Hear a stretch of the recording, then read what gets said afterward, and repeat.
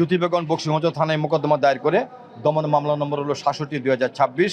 আসামি পাপ্পু, বিজু, বাদশাহ, জুয়েল, আশরাফুল, ইদ্রিস, জসিম এবং আসমা, এই ৮ জনের বিরুদ্ধে তদন্তকারী কর্মকর্তা বিগত চার্জশিট দিল 15/4/২৬ তারিখে 15/4/২৬ অর্থাৎ ৮ মাস পরে চার্জশিটে দিয়েছে। দীর্ঘদিন লাগছে তদন্ত করতে। এটা তদন্ত বিজ্ঞ আদালতে বিচারের জন্য আসে।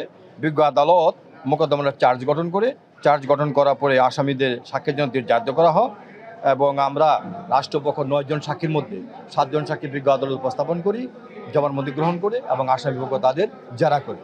জেরা সাব্যস্তে রাষ্ট্রপক্ষ মোকদ্দমা প্রমাণ করতে সক্ষম হয়। আজকে ৩টার সময় রায়ের দিন ধার্য করা হয়।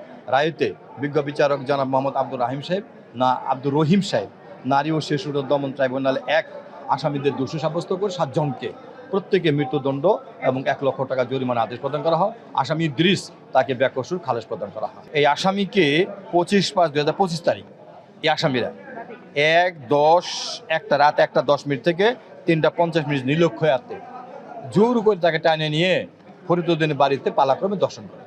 মূলত বিষয়টা এটা, তাকে পালাক্রমে দর্শন করেছে। 7 জনই কাস্টডিতে।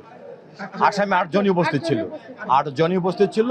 একজনকে ইদ্রিসকে খালাস দিয়েছে আর 7 জনকে মৃত্যুদণ্ড দিয়েছে। মৃত্যুদণ্ড মোতাবেক তাদের জেল হাজতে প্রেরণ করেছে। ঘটনা তারিখটা ছিল 25/৫/২৫ তারিখে, দায়ের হয়েছে 26/৫/২৫ তারিখে। সাক্ষী আমরা দিয়েছি